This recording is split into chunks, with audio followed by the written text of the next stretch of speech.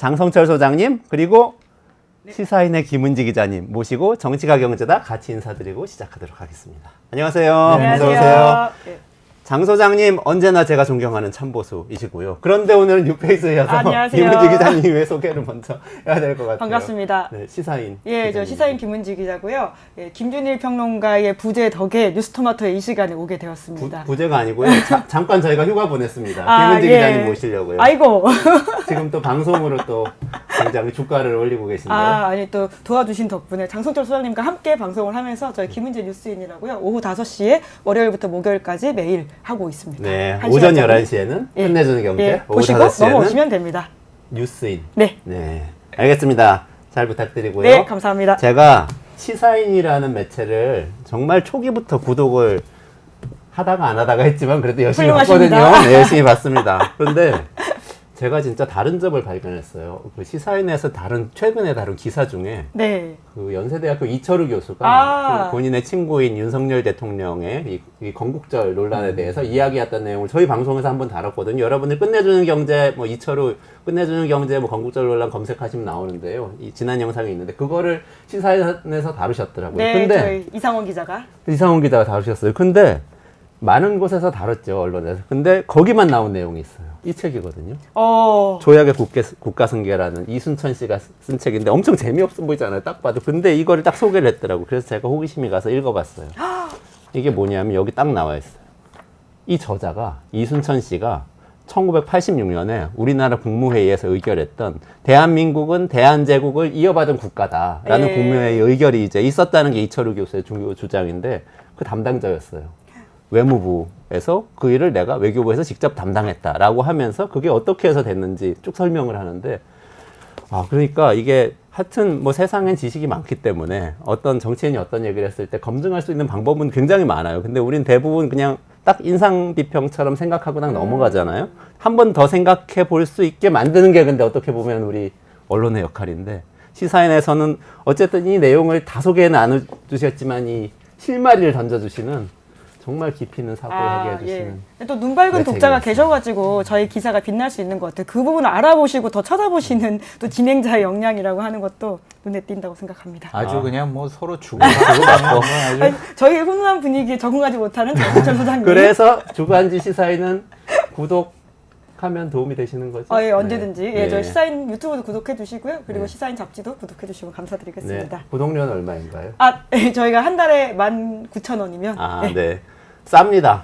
요거 하나 건지면은 평생의 지식을 얻으시는 거예요. 오. 네, 이원재 끝내주는 경제도 뉴스토마토 채널에서 하고 있으니까 구독, 좋아요 눌러주시고요. 오늘도 이야기 시작하도록 하겠습니다. 네. 오늘의 메인 이야기는 사실 장성철 소장님이 이제 애국 보수의 심정으로 계속해서 이야기하셨던 내용하고 연관이 있어요. 가족 문제가 굉장히 참 중요하다 이렇게 그럼요. 계속 말씀을 네. 하셨는데 그렇죠. 뉴스토마토에서 단독 보도를 네. 했지 않습니까? 그래서 김건희 여사가 총선 때 공천에 개입했다는 의혹이 있다. 네. 뭐 이런 보도 내용인데요. 근데 여기 기사 소스가 장 소장님 아니냐는 이야기가 있던데요. 제가 그렇게 능력 있는 사람이었으면 제가 여기서 이렇게 방송을 하고 있겠습니까? D는 저가 아닙니다. 확실하게 말씀드려요. D가 아니라고 하니까 꼭 전 D냐고 여쭤보지 않았는데. 이 원고에 있잖아요. D가 장성철 소장 아니냐라는 얘기가 있는데 저는 아니고요. 저는 근데 누군지 다 알죠. A가 누군지 B가 누군지 C, D 다 누군지 알아요. 저는 다. 그래요? 본인도 알면서 뭘 놀라는 척해요. 여기서 이렇게 연기가 늘어가지고. 예? 아니, D는 몰랐죠. D 몰라요? 예, 장 소장님인 줄 알아가지고. 진짜로? 진짜로? 다 아는 분들이에요. 그러면은 많이 알려져 있는 이야기였나 보네요. 이것은. 지난 뭐 1월달, 2월달, 3월달에 뭐 파다했던 소문들이죠. 근데 저희가 뭐 그냥 지나가는 바람에 들은 소리들, 뭐 여의도에 다녀보면 누가 한마디씩 해주는 소리들, 증거가 없잖아요. 그러니까 그냥 듣고 그랬나 보구나. 아이고 참 공천 못 받은 사람들은 억울하겠네.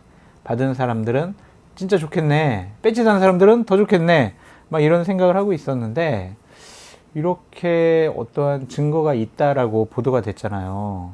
그럼 이거는 상당히 좀 그냥 단순히 소문이 아니라 큰 문제가 될 수밖에 없는 사안이다. 그렇게 봐야죠. 그러니까 논란이 아직 텔레그램 캡처본이 공개가 되지 않았는데도 계속 좀 논란이 되고 있는 것 같아요.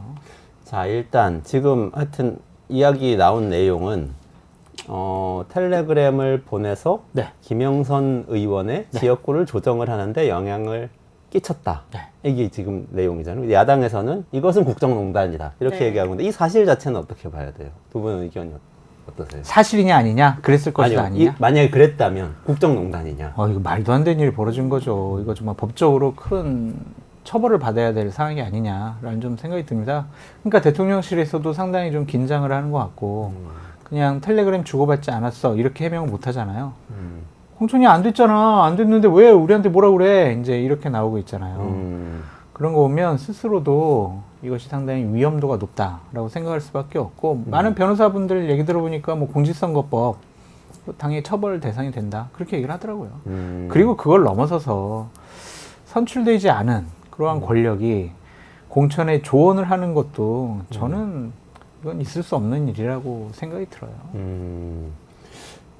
근데 지금 대통령실에서 나온 이야기는 그 얘기는 통하지 않은 이야기니까 김영선 의원이 가서 컷오프 되지 않았냐. 그건 뭐 영향력이 없는 얘기 있었다고 하더라도 영향력 없는 얘기 아니냐 이런 얘기 아니냐. 잘못된 거잖아요. 그렇더라도. 그러니까 당신 여기 가지 말고 여기 가고 그쪽에 지역 공약 우리가 같이 한번 해보자. 이게 왜 영부인이 하냐고요. 만약 했다면 그건 잘못된 거잖아요. 음주운전을 했는데 사고가 나지 않았어요. 근데 음주운전 했다라는 거 사실만으로도 처벌받잖아요. 그냥 뭐 정치하는 사람들, 언론에 있는 사람들 음주운전 해가지고 그냥 경찰에 걸리면 거의 인생 끝이에요. 물론 대통령실에서는 얼마 전에 음주운전을 해서 적발된 모 행정관을 2개월 정직밖에 안 했지만 다른 곳에서는 있을 수 없는 일이죠. 그러니까 이것이 그냥 안 됐으니까 문제없어 라고 접근하는 것은 상당히 좀 나이브한 접근 아니냐 그런 생각이 드네요. 어떻게 네, 보세요? 네, 굉장히 평상시에 장성철 소장님이 자주 해주시는 비유인데, 그러니까 다른 정부에서 일어난 일이라고 생각하면 아주 쉽다라고 하는 것이거든요. 문재인 정부에서 김정숙 여사가 진선미 의원에게 선수가 많으시니까 이번에 좀 다른 지역을 옮기셔가지고 가보는 게 어떻겠냐라는 제안을 했고 실질적으로 이루어지지 않았다라고 하더라도 그 문자가 있다라고 하는 사실이 정치권에 알려지면 과연 여당이 이런 식으로 반응했겠냐라고 이야기할 수 그럼요. 있을 것 같고요. 그러니까 법적 처벌로 계속 쟁점을 좁히려고 한다라는 것 자체가 이미 이 사실이 일어났다라고 하는 것을 숨기지 못하는 차원에서 수세적 방어 아니냐라는 의심이 좀 들게 되어 있고요. 그러다 보니 다음 보도가 무엇이 있느냐라고 아주 이 추이를 살피고 있는 정치권 관계자들의 모습들을 꽤 보거든요. 네네네. 그런 것만 보더라도 굉장히 이 사안들은 더 폭발력이 있을 것이다라는 생각이 들고요. 그러니까 법적 책임이 없다고 하더라도 정치적 문제가 있다라고 하는 것이고 아까 장 소장님도 잘 지적을 해주셨는데 2016년 총선은 장 소장님도 아마 그때 당대표실에 계셔가지고 잘 아는 내용이실 겁니다. 박 대통령의 개입 여부가 결국은 그 형사처벌의 핵심 사안 중에 하나였고 탄핵으로까지 이어지게 되는 사안 중에 하나인데 그거를 수사지휘했던 사람이 이제 윤석열 대통령이라고 하는 것은 뭐 충분히 우리가 다 알고 있는 사실이니까요. 그렇군요. 근데 김영선 의원은 부인을 하고 있어요. 본인은? 그럼 했다고 하겠어요? 아니, 사실 했습니다. 제가 뭐 저기 해가지고 제가 좀 옮겨갔습니다. 그래서 그때 잘 보이려고 그 전에 수돗물도 한 7번 먹었고요. 뭐 이렇게 얘기를 하겠냐고요. 일단 안 한다고 해야지. 안 했다고 해야지. 근데 워낙 이제 뭐 제가 듣기로는 이것도 뭐 제가 눈으로 확인한 건 아닌데 뭐 많은 분들이 이 텔레그램 캡처본을 갖고 있다라고 알려져 있기 때문에 저는 나오는 것은 시간 문제다. 시점의 문제다. 그렇게 보여져요. 일단 김영선 의원은 어떤 분이세요? 지금 제가 수정문 얘기하셔서 그분을 처음 봤던 것은 96년, 97년도였어요. 그때 제가 신한국당 공채로 대변실에 갔었는데 거기서 부대변인을 하더라고요.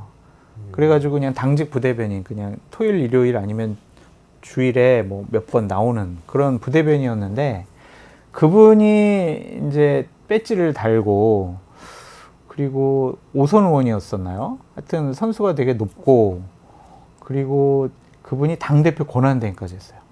그러니까 그때 몇 년도인지 정확히 기억이 안 나는데 박근혜 전 대표가 뭐 출마하려고 이제 당대표를 그만뒀는데 승계했어요. 한 3, 4개월 정도. 그렇게 보수 정권에서 당대표까지 한 아주 대단히 역량 있는 중진 의원이라고 봐야 되겠죠. 보니까 진짜 1996년에 35살로 전국구, 당시 전국구라고 그랬죠. 네. 의원이 됐더라고요. 네. 근데 그리고 나서 고양시에서 계속 의원을 하다가 어느 순간에 딱 끊겼던데요. 근데 쭉 하다 끊겨서 몇 년을 쉬고 거기서 다시 등장을 한 거죠. 김현미 의원, 민주당 의원한테 계속 졌었죠. 아. 2번인가 3번인가 계속 졌었고, 본인 고향이 아마 거창일 거예요. 근데 이제 갑자기 2022년 6월 달에 지방선거 때 창원이 내 고향이다! 막 이제 고향 영모 주장을 하면서 거기서 공천받아가지고 재보궐로 됐죠. 거창하고 창원은 뭐 뭐 경상도 분들은 옆에도. 되게 비슷하다고 그러면 화낼 텐데. 비슷해요. 그래서 창원에서 재보궐선거 때 공천 받은 거죠. 그러니까 그때도 그래서 김영선 의원이 이제 전 의원이 어떻게 공천 받았냐에 대한 이야기들이 여의도에서 꽤 있었고 저도 들었던 기억이 납니다. 뭘 그러니까 들었어요? 그러니까 어떻게 받으셨냐. 그러니까 결국 또 여사의 힘이 작용한 거 아니냐라는 식의 말들이 분분했었었는데 이번에 다시금 이런 보도들이 나오다 보니까 김영선 전 의원과 김건희 여사의 링크가 도통 무엇이냐, 고리가 무엇이냐라는 말들이 계속 이제 확대 재생산되고 있는 상황이라는 거죠. 2022년 6월 재보선이면은 윤석열 대통령 취임 아주 초기. 예, 물론 뭐 그때 이준석 대표가 당 대표였고 이제 공천권 뭐 이렇게 지방선거에서는 어떤 부분 행사했다라고는 하는데요. 여러 가지 뭐 이슈가 있더라고요. 근데 그때 공천관리위원장이 누구였냐면 정진석 현재 비서실장이에요. 그러니까 대통령의 막 측근이라 그때 막 본인 스스로도 얘기를 많이 했었고 그렇잖아요. 그래서 그분이 김영선 의원을 결국에는 공천을 한 것으로 보여지는데 이준석 대표는 이 공천 과정 중에 개입을 잘 안 해가지고 어떠한 논의가 됐는지는 잘 모르는 것 같아요. 그래서 이준석 대표에게 책임이 있어. 네가 그때 공천 줬잖아. 물론 뭐 형식적으로 당대표니까 사인을 한 거는 맞는데 공천의 과정 중에 개입하기는 어려웠었으니까. 근데 재보선인데 당대표가 공천에 영향을 끼치지는 못해요? 그때 제일 힘이 센 게 윤석열 대통령 부부잖아요. 안 그래요? 그래도 당은 당이고 정부는 정부 아닙니까? 보수 정당에서 그 윤석열 정도는 정- 지켜주셔야 되는 거 윤석열 아닙니까? 정권에서 그게 맞다고 생각하시는 거예요? 아니면은 저를 곤란하게 하려고 질문하시는 거예요?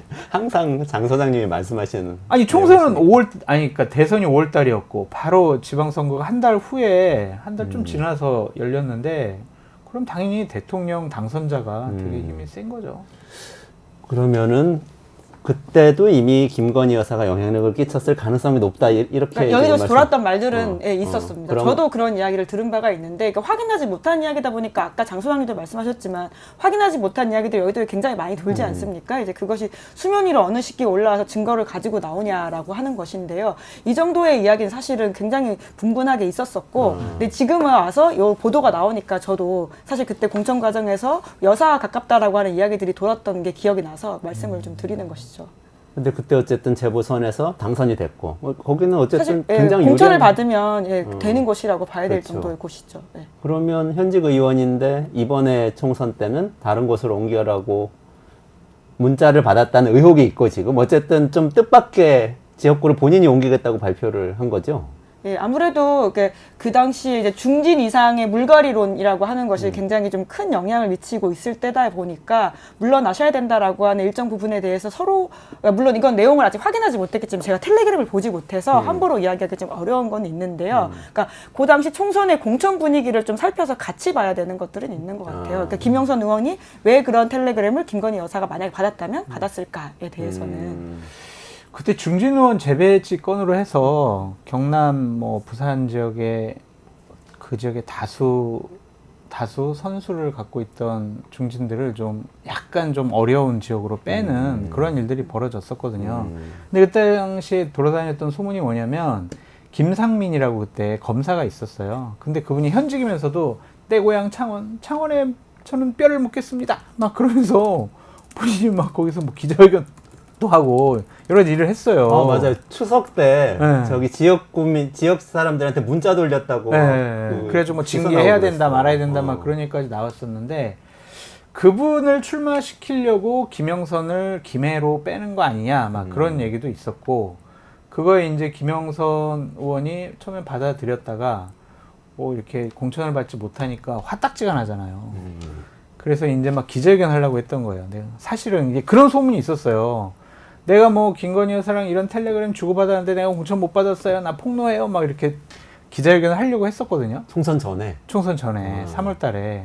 그랬는데 이제 그게 유야무야가 됐고 또 일설에 의하면은 이준석 대표를 만나가지고 나 개혁신당 갈래. 나 비례 1번 줘. 음. 그랬더니 이준석 대표가 내가 그걸 어떻게 해요? 그리고 어떻게 1번 줘요? 막 그래가지고 그러면 개혁신당 가는 것도 흐지부지 되고 그래서 그냥 이렇게 좀 눌러 앉았다가 제가 얘기 듣기로는 이것도 소문인데 곧 뭐 어디 기관장으로 간다라는 얘기가 있었어요. 근데 이것 때문에 갈 수 있을까 없을까? 그것도 좀 한번 살펴봐야 될 대목이에요. 이렇게까지 논란이 됐는데 갈 수는 없지 않을까요? 아니 오히려 이럴 수 있지. 확실하게 이제 입막음을 해야 되겠다. 그러면 자리를 하나 줘야 되겠다. 이렇게 생각할 수도 있죠. 그러니까 늘 설마가 현실이 되는 것들을 윤석열 정부에서 좀 많이 봐서 이런 식의 이야기들도 귀담아 들을 수밖에 없다라고 하는 게 좀 안타깝긴 한데요. 근데 제가 금요일에 그 개혁신당의 천하람 원내대표를 인터뷰했거든요. 네. 그러니까 말씀하신 그 소문을 직접 물어봤었어요. 그러니까 당시에 개혁신당 공천 과정에 이제 김영선 전 의원이 찾아와서 1번을 요구했다는 소문이 있는데 사실이냐 이것만 좀 확인해 달라라고 했더니 이렇게만 답을 하더라고요. 선거 때는 원래 많은 정치인들이 보따리를 싸고 다닌다. 그 보따리에는 많은 내용들이 있다 정도만 말씀드리겠다라고 이야기를 하던데요. 그러니까 부인을 하지 않으셨다. 그러네요. 예, 그 정도로 이해하면 사실 그 소문이라고 하는 것들이 어느 정도 실체적으로 곧 더 드러날 수 있을 거라는 생각도 들더라고요. 근데 이제 이래요. 우리가 소문을 어떻게 듣게 되고 어떻게 아냐. 당사자들이 얘기를 안 하면은 몰라요. 그렇죠. 안 그래요? 둘 사이에 텔레그램 오간 거잖아요. 그렇죠. 그걸 누가 알겠냐고. 김건희 여사나 김영선 전 의원밖에 모르잖아요. 근데 이렇게 좀 알려지고 내용들이 뭐 있네 없네 막 이러잖아요. 당사자들이 한 거예요. 당사자들이 막 누구 보여주기도 하고 이거 봐라 하면서 보내주기도 하고 만약 있다면. 그러니까 이거를 누구 탓할 일은 아닌 것 같다라는 생각이 듭니다. 그러니까 김영선 의원 입장에서는 뭐 노량진 수산시장 가서 수조에 물도 드시면서 이렇게 일본 후쿠시마 뭐 그거 안전하다고 강조까지 하면서 대통령을 도우려고 했는데 그게 뭐 전혀 받아들여지지 않고 나를 이렇게 엉뚱한 데로 보내라는 생각도 잠시 했지만 그래도 그런 연락을 내가 직접 받았으니까 옮겨야 되겠다고 옮겼는데 근데 비대위원장이 컷오프한 거 아니에요? 그렇게 된 거죠 스토리는. 그렇게 됐죠. 저희가 얘기 듣기로는 이제 뭐 김상민, 창원, 뭐 김영선 무슨 김해? 야 둘 다 날려. 뭐 이랬다라는 소문도 있어요. 화가 나가지고. 근데 장동혁 사무총장이 그때 실무를 했는데 그분이 뭐 원론적인 얘기를 해야 되겠죠. 이것을 그냥 굳이 꼬치꼬치 뭐 지난 뒷얘기까지 하기는 어려울 것 같다라는 생각이 들고 김영선 의원을 보면 솔직히 전 정말 창피하다라고 말씀을 드려요. 어떻게 거기 수돗물을 마셔 이렇게 그리고 그 물은 또 후쿠시마 물도 아니잖아요. 아니고 사실. 옆에 있는 또 의원들한테도 당신도 마셔봐 이러고 이게 뭐 하는 짓이에요 진짜 창피해 죽겠어요. 생선들 어항에 가둬놓은 그 똥물을 왜 먹냐고 그거를. 보통 사람은 그 물을 마시지 않죠. 그러니까 너무 일반인들의 삶을 잘 모르고 계시는 게 아닌가라는 생각을 저는 그 사진 보면서 했었어요. 그렇지만 그걸로 인해서 네. 뉴스에 나와서 대통령과 영부인에게 전달이 됐다는 생각을 본인은 하실 수도 네, 있죠. 뭐. 전 그럼 여기서 책상 엎고 나갈까요? 김건희 여사가 도대체 뭘 잘못했단 말입니까? 엄마 그것이 뭐 하시는 정답이에요. 거예요 지금? 에? 약합니다. 수돗물보단 약한 것 약해요? 같아요. 없고 막 그러니까 다만 당의 공식 입장은 이번 보도가 나오고 나서 공관위원회를 통해 가지고 공식적으로 모든 일을 처리했기 때문에 이것들은 다 사실이 아니다 이렇게 밝히고 있긴 합니다. 그러니까 이게 크게 두 가지인데요. 김영선 전 의원과 김건희 여사가 문자를 주고받았냐라고 하는 것과 그리고 당의 공천에 영향을 미쳤냐는 사실 별건의 문제일 수 있거든요. 근데 이걸 자꾸 섞어가지고 공천을 안 받았으니까 문제 없다라는 식으로 가는 것은 논리 비약이기도 하고 별건의 두 문제를 각각 분리해서 봐야 된다 이렇게 좀 강조하고 싶습니다. 그러면 만약에 이 루머가 사실인지 아닌지 모르지만 루머를 가지고 루머인 상태에서 퍼즐을 맞춰보자면 김상민 부장검사 같은 사람을 청원에 공천을 하고 싶었고 대통령 쪽에서는 그 사람을 공천하려니까 김영선 의원 같은 사람은 옮겨야 되겠고 옮긴데 또 공천을 해주고 싶었고 이 모든 것이 벌어지고 있었는데 한동훈 대표가 거절했다. 라는 그림을 이렇게 그려볼 수도 있는 거예요. 그러면 이미 그게 2월이잖아요. 그럼 2월에 문자 보냈는데 답 없었다.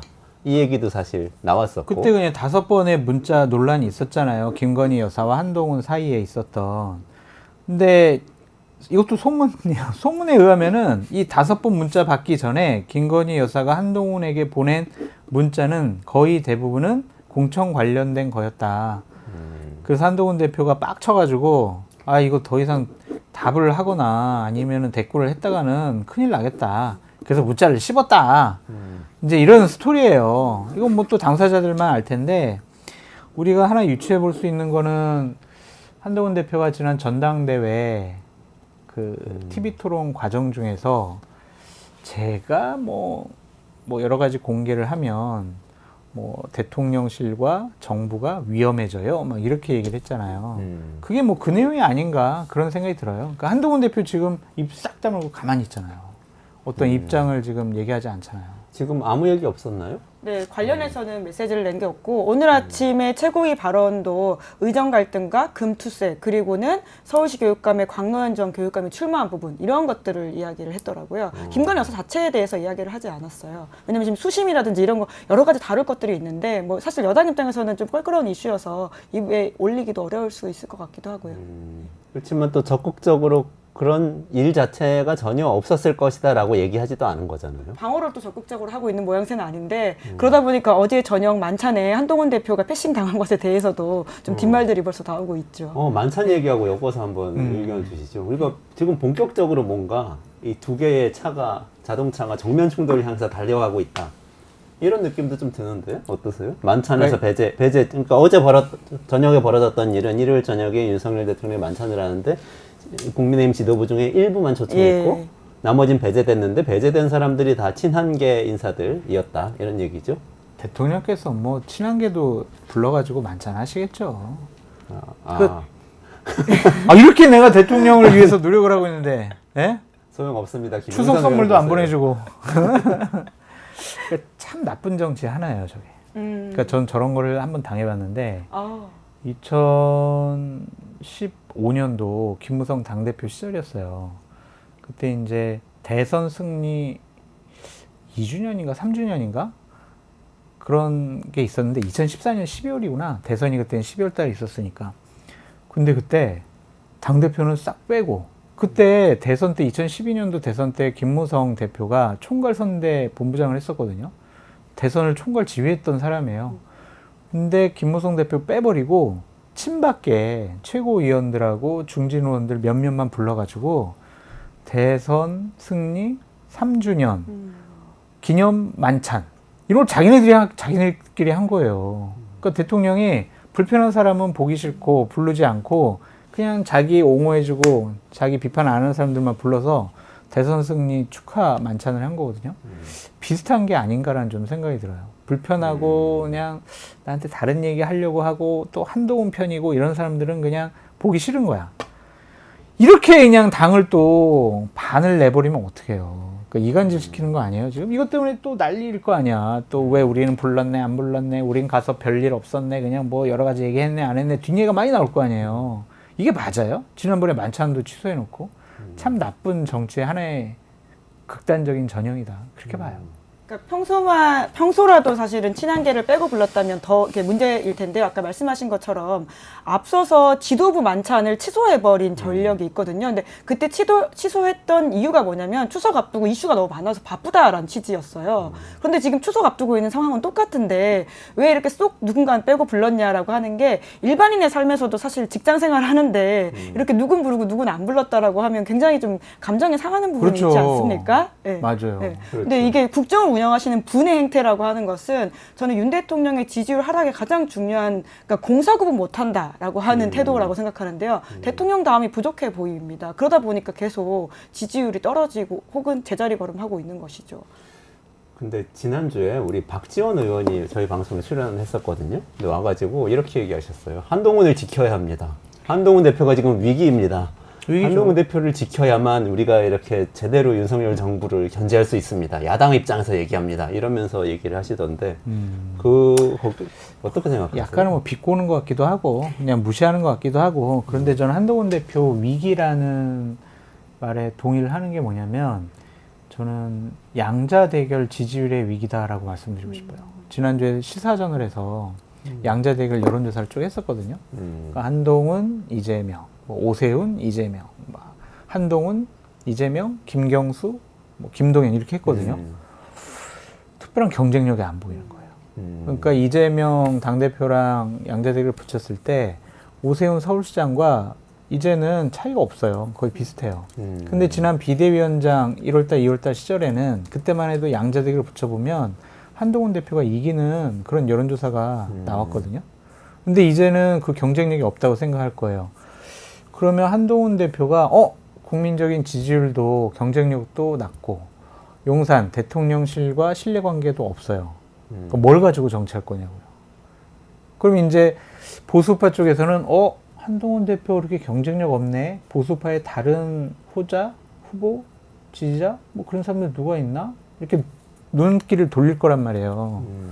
그럼 한동훈 대표가 보수파 진영 내에서는 독보적인 차기 대선 주자다라고 인정을 받아서 지금까지 당원들도 그래 너 한번 해봐 막 이랬는데 그 경쟁력이 없어졌다고 하면 이거는 한동훈 대표로서는 큰 위기가 될 수밖에 없죠. 저기서 삐끗하면 그냥 아이고 한동훈 안 되겠네. 다른 사람 찾아보자 막 이렇게 될 거예요. 그래서 그 여론조사의 가장 큰 피해자는 한동훈이고 가장 큰 수혜자는 오세훈 서울시장 같아요. 그래서 오늘 아침에 당장 김현정의 뉴스쇼에 나와가지고는 오세훈? 네, 오세훈 서울시장이 아침 라디오 방송에 나오셨거든요. 그래서 이제 그 질문이 당장 나오는 거죠. 한동훈 대표와 동률을 이뤘다. 이재명 대표를 대상으로 하는 경쟁력에서 그랬더니 본인이 나를 많이 귀여워해 주셔서 이렇게 결과가 나온 것 같다라는 식의 말씀을 하시더라고요. 예. 다들 저를 귀여워해 주셔서 한동훈 대표와 동률이 나왔다라는 식의 말을 하셨습니다. 진행자도 똑같이 그 부분에 있어서 반문을 하셨어요. 귀여워라는 부분에 있어서. 아니 근데 지금 자신감 있으신 것 같아요. 이렇게 지금. 위기라고 하면 한동훈 대표가 결단을 해서 예컨대 지금 김건희 여사 문제 같은 게 나왔을 때 확 돌파하고 나가야 사실 극복되는 거 아니에요? 최상병 특검 이런 이슈가 나왔을 때 돌파하고 본인 입장대로 원래 약속했던 대로 하고. 그러니까 여러 가지 정무적인 판단을 하겠죠. 뭐가 제일 좋은가. 근데 한동훈 대표의 중기적인, 그러니까 단기 목표, 중기 목표, 장기 목표 이렇게 있는데 단기 목표는 어쨌든 당 대표로서 리더십과 권위를 좀 계속 생명 연장을 해 나가더라도 그냥 바지 사장이라고 손가락질 당하더라도 당 대표직을 지키자. 그러한 생각이 강할 것 같고 중기 목표는 딱 하나예요. 차기 대선 전까지 배지 달겠다. 그거거든요. 배지를 달라면 당대표직을 계속 갖고 가는 게 맞아요. 그러면 지금 막 대통령실 용산과 막 싸워. 그러면 당대표로서 지위를 유지하기가 쉽지가 않아 보인다. 그러니까 적절하게 조금 뭐 국민들 눈높이에 실망을 주더라도 나는 그냥 당대표직을 유지하는 그러한 선에서 적당히 줄다리게 해야 되겠다. 그런 생각을 했을 가능성이 높아요. 그래서 한동훈 대표한테 아니 강하게 나가 당초 약속 지켜 이건 안 맞는 것 같아. 못해요. 근데 그러다가 지금 말씀하신 양자 대결 지지율 같은 게 나오고 그러면은 까딱하면은 이제 국민들이 한동훈 대표를 선택을 안 해버릴 수도 있잖아요. 지금부터. 그러니까 말씀을 드렸지만 나는 배지 다는 게 중기적인 목표야. 배지를 안 달아보니까 이거 정말 정치인으로서 인정을 제대로 못 받네. 이런 생각이 강한 것 같아요. 그래서 배지 달기 위한 지름길을 가고 싶어 한다. 그렇게 말씀드릴 수가 있어요. 그러니까 한동훈 대표가 가지는 딜레마가 분명히 있는 것이죠. 그러다 보니까 야당에서는 그러니까 지지율이 당장 빠지니까 공격하는 포인트가 황교안의 길이냐 안철수의 길이냐 뭐 이런 식의 이야기를 한단 말이에요. 그러니까 올라와서 굉장히 화려하게 데뷔했지만 지금 딱히 보여주지 못하는 엉거주춤 때문에 빠지고 있는 지지율에 있어서 모멘텀을 만들지 못하면 황교안 대표도 결국은 배지를 달지 못하고는 그러니까 그 정치권에서 주류 자리는 내려오게 되었잖아요. 그리고 안철수 의원 같은 경우에도 물론 뭐 대권 도전도 하고 지금도 대권 주자 중에 한 분으로 언급되고 있긴 하지만 처음에 도전했던 그 신선함들이라고 하는 것은 상당 부분 사라져 있는 상황입니다. 그러다 보니 야당에게 굉장히 좋은 공격 포인트이고 그리고는 지금 이제 한동훈의 딜레마에서 가장 큰 점은 저는 이제 김건희 특검법이 될 거라고 보는데요. 물론 최상병 특검법이라고 하는 것도 있지만 추석을 앞두고 나오는 김건희 여사 관련된 이슈라고 하는 것은 사실 보수 지지층에서도 마음을 얻지 못하고 있는 부분들입니다.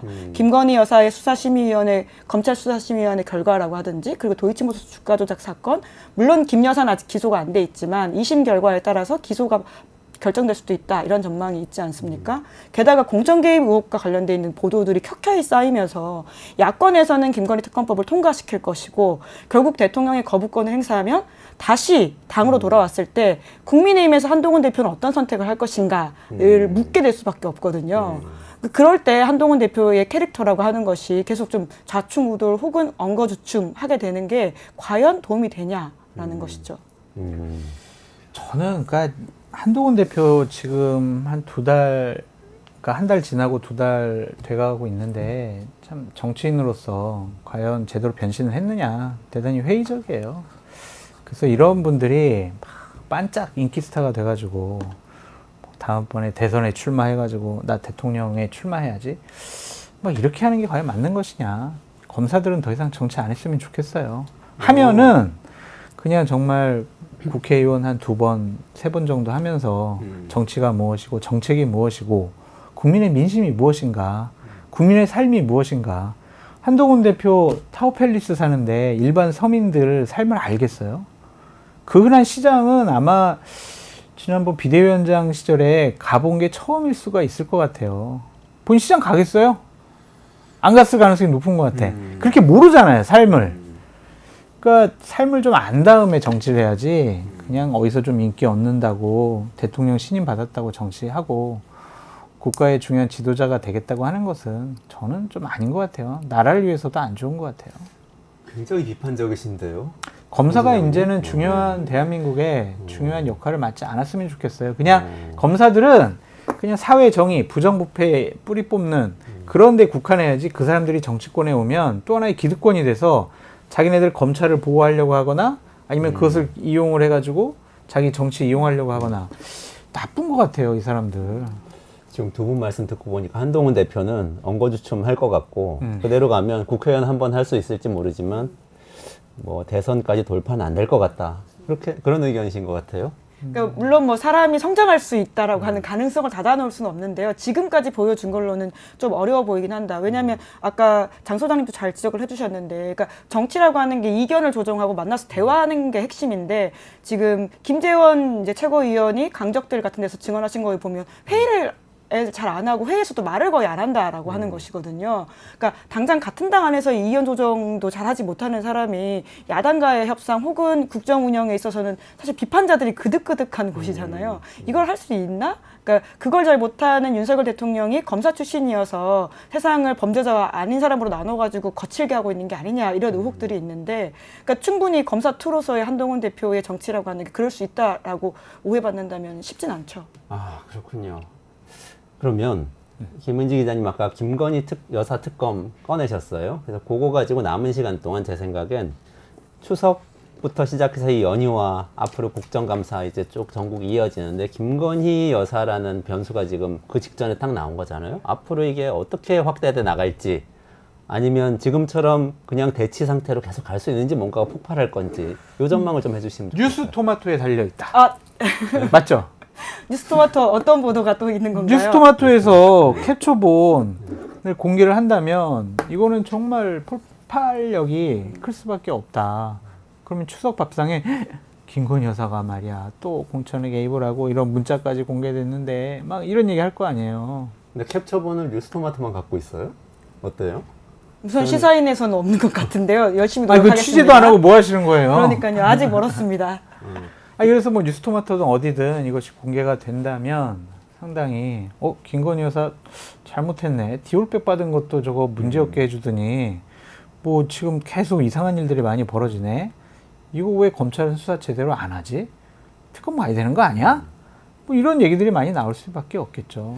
일단 공천 개입 관련해서 지금 이 건 하나일까요? 아니면 굉장히 많은 개입이 있었는데 지금 물밑에 있는 걸까요? 그런 위험한 발언은 김은지 기자님이 하시는 걸로. 전 의원이 이제 라디오 방송에서 말씀하신 바가 있잖아요. 그러니까 그 보도가 나온 이후에 했던 이야기인데 그때 여사의 텔레그램을 받았다고 말하는 사람들이 많았다. 그런 걸 자랑하고 다녔고 심지어 누군가는 됐다. 이런 식의 이야기를 한 바가 있기 때문에 됐다. 예, 그러니까 정황 증거 물론 뭐 김웅 전 의원의 이야기이긴 합니다. 그래서 아직 확인하진 못했지만 그런 식의 이야기들이 벌써 나오고 있다는 거죠. 그러면 지금 소문은 많아요. 판도라의 상자가 열려서 뭔가 많이 등장할 가능성이 있는 건가요? 제가 얘기 듣기로는 이제 10월 7일부터인가 국정감사가 열리게 되거든요. 그때 민주당에서 몇 개 뭐 문자 내역, 통화 내역을 또 녹취록 같은 걸 입수를 해서 그때 좀 폭로할 생각이 있다. 뭐 그런 얘기도 들었어요. 그러니까 국감이 상당히 좀 시끄러울 것 같고 그때 보면은 과연 김건희 여사 문제가 용산이나 여권에서 원하는 것처럼 그냥 뭉개고 갈 수 있을까? 그런 생각이 드네요. 그러니까 당장 보수 언론도 오늘 아침에 보면 중앙일보가 이제 여사 이슈 이제 수심이 이야기를 하면서 이렇게 마무리됐다 하더라도 사과라도 하라는 이야기를 계속 하고 있거든요. 물론 사과로 마무리될 일이 아니라고 저는 생각하지만 사과조차 없이 지나갈 경우에는 보수 민심도 다스리기가 어렵다라고 하는 것인데 그 사설에서 제가 좀 재밌게 읽었던 부분이 뭐냐면, 그러니까 여사가 제2부속실 설치 관련해가지고 논란이 된 바가 있어서 대통령이 이제 하겠다고 밝히지 않았습니까? 그런데 최근 기자회견에서는 공간이 없어서 못한다라고 했는데 가건물이라도 지어서 하라고 중앙일보 사설에 써놨어요. 그러니까 이 정도의 지금 보수 코어 민심도 답답함을 호소할 정도다. 심상치 않다라는 거죠. 근데 여러 가지 부적절한 일들을 많이 하죠. 그러니까 국회 개원식에는 안 가고 김건희 여사 생일 파티 열어주고 왕비 노름하는 거 아니냐 뭐 그런 생각이 들어요. 저게 맞냐? 지금 경제는 되게 어렵고 소상공인들, 자영업자들 되게 어렵다고 하는데, 그럼 생각해 보세요. 오늘도 주식 보세요. 저렇게 막 처절하게 떨어지고 있잖아요. 그거 아세요? 전쟁을 하고 있는 러시아보다 우리나라 주식이 올해 더 떨어졌어요. 말이 안 되는 일이 벌어지고 있잖아요. 경제가 지금 많이 망가지고 있는데 대통령께서는 국정 브리핑에 경제 지금 너무나 잘 되고 있어요. 오, 일본보다 우리가 수출을 많이 하고 있어요. 뭐 GDP도 뭐 앞서고 있는 것 같아요. 뭐 이런 식의 얘기를 자화자찬하시잖아요. 이게 맞는 인식이냐? 답답해요. 한심하고. 그러면서 김건희 여사 생일 잔치, 생일 뭐 만찬 이런 걸 또 지네들이 또 사진 이렇게 해가지고 또 공개를 해. 이게 뭐 하는 짓이지? 만찬 사진을 공개를 했나요? 대통령실에서 뭐 공개했잖아요. 그러니까 이게 공교로운 건데 이제 미국 상원 의원들과의 만남이었고 그날이 그날 하필이면 김 여사의 생일과도 일정이 겹쳐서 그 같이 부부 동반으로 만나서 그 배우자분들 중에서 한 분이 꽃을 선물했던 거죠. 이제 그거를 이제 대통령실에서 보낸 건데 공식 그 자리가 여사 생일 파티 만찬은 아니고요. 이제 미국 상원 의원들과의 만남인데 이제 그 내용도 같이 대통령실이 홍보를 하긴 했습니다. 그러니까 뭐 생일 거기서 뭐 이렇게 했다고 뭐 본인들 스스로 막 그렇게 얘기했잖아요. 그러니까 이게 맞냐 그런 생각이 들어요. 그 이원석 검찰총장 발언이 좀 아까 기사가 나왔는데 수사심의위에서 그 수사 문제 없다 이렇게 결론을 내린 다음에 이 처신을 좀 잘못하는 거하고 형사처벌하는 거는 다른 거다. 처신 잘못했다고 다 형사처벌할 수는 없다는 취지의 발언을 했어요. 이건 어떻게 봐야 돼요? 뭐 법률가 입장에서는 맞겠지만 그 일반 국민들은 그러면은 대통령 부인은 선물 많이 받아도 이제 문제 없겠구나. 그러면은 공직사회가 유지가 안 될 것 같아요. 제가 얼마 전에 얘기를 들었는데 요즘에 이제 그 입학 원서 그 수시 뭐 원서 같은 거 이제 학교에 지원하는 거, 대학교에 지원하는 것 때문에 학교 상담을 학부모들이 좀 가는 모양이에요. 근데 학부모들이 갈 때 이거 드링크 사갈까? 초콜릿 사갈까? 아니면 빵이라도 사갈까? 이전에는 그럼 절대로 사오지 말라고 이제 학교에서 그랬는데 요즘에는 뭐 영부인은 뭐 디올백도 받는데 뭐 저희 초콜릿 하나 먹는다고 뭐 문제가 되겠어요? 이런 식의 이제 얘기를 하시는 분들이 있다는 거예요. 나라가 점점 이제 망가지는 거죠. 그렇죠? 이제 원래 그 김영란법의 취지는 뭐냐면 그냥 아무것도 주지도 받지도 말자는 거예요. 뭐 100만 원 이하는 받아도 된다. 이런 식으로 또 권익위에서 얘기를 하던데 김영란법 취지와는 상당히 다른 지금 얘기를 하고 있고 이렇게 되면은 그냥 다른 공직자 배우자들도 그냥 다 받을 수 있잖아요. 외국 국적을 가진 사람한테 직무와 관련이 없도록 해가지고 그냥 100만 원 이하에 말이 돼요 이게 이 나라가. 법은요 최소한의 도덕이고 윤리예요. 근데 그거를 위반하지 않았다고 해가지고 저렇게 뭐 우리가 뭐 그렇게 잘못했어? 우리는 몰카 공작의 피해자야. 이런 식으로 적반하장 태도 보이는 것은 잘못됐죠. 첫 번째로 좀 말씀을 드리고 싶은 게 이원석 총장이 증거와 법리대로라는 이야기를 했는데요. 그게 얼마나 공허한 말인지를 좀 지적하고 싶습니다. 왜냐하면 검찰 수사를 통해서 증거를 찾는 게 검찰의 역할인데 경우에 따라서는 봐줄 마음이 있는 사람들은 적극적으로 수사하지 않는다라고 하는 게 많은 분들의 의심이고 사실 검찰개혁의 중요한 부분이거든요. 불기소해주는 그 역할에 대한 부분인데, 그러니까 증거 정말 얼마나 열심히 찾았길래 그렇게 말씀을 하시는 걸까에 대한 의문이 당장 저는 그 이야기를 들었을 때 들었고요. 심지어는 검찰 안에서도 굉장히 여론이 좋지 않다라고 하는 게 어제 이제 수심위 결과 관련해서 이제 검찰 관계자가 저한테 블라인드에 나와 있는 내용을 알려주던데요. 거기 보면 이제 이원석 총장에 대한 그 강한 비판들이 있습니다. 그러면서 본인은 떠나서도 정관으로 호의호식하시겠지만 떨어진 명예와 권위를 맞닥뜨리는 건 남은 사람들의 몫입니다. 최소한의 양심이 남아 있다면 남은 생에서 검찰이라는 이름을 언급도 하지 마세요. 이런 식의 이야기가 블라인드에 올라와 있다라고 해요. 그러니까 이 정도로 검찰 내 민심도 좋지 않다. 예. 물론 검사들이 자기 이름 걸고 이프로스에 글을 쓰고 있지 않기 때문에 사실 좀 부끄러운 줄 알아야 되는 상황이라고 생각하는데요. 뭐 검찰이라고 하는 조직이 전반적으로 이원석 총장에 대해서 좋게 평가하지 못하고 있는 것도 사실입니다. 검찰 내 실명 게시판에는 그래도 예전처럼 의견이 안 올라오고 비겁한 거 아니냐라고 얘기하고 있지만 블라인드에는 익명으로는 예. 글을 남기고 있다. 예, 물론 이분이 검사인지 검찰 수사관인지 아니면 뭐 일반 직급인지는 모릅니다. 근데 여튼 이런 글들이 있다고 합니다. 어쨌든 거기도 내부 비판이 있고 국민들도 장성철 소장님 같이 많이 생각하실 것 같아요. 그렇다면 이제 그 추석 이후에는 특검 전국이 되고 국정감사에서도 이 김건희 여사 문제를 집중적으로 또 얘기를 하고 이러면 국민들이 또 공감을 얻고 그게 동력을 받아서 또 정권에 위기가 오고 이렇게 되지 않을까 좀 걱정이 됩니다. 네. 걱정하면서 끝내야 되겠네요. 김은지 기자님 오늘 처음 나오셔가지고 예. 너무 이야기가 즐거웠는데 아유, 감사합니다. 종종 좀 나와주시면 안 아유, 돼요? 불러주시면 장 네. 소장님 있어서 또 편하게 이야기했습니다. 장 소장님이랑 저희 같이 매주 방송하고 있어서 항상 편하게 해주시는 것 같아요. 김은지 기자님과 우리 이원재 소장님과의 방송은 항상 즐겁고 처음이시면서 기쁩니다. 방송 우리 매주 아니 하잖아요. 이렇게 세시한 건 아니, 처음이시면서 그러니까 즐겁다고요, 같이 이렇게 하는. 감사합니다. 오늘 여기까지 진행할게요. 장성철 소장님, 김은지 기자님하고 같이 여기서 인사드리겠습니다. 예, 감사합니다. 고맙습니다.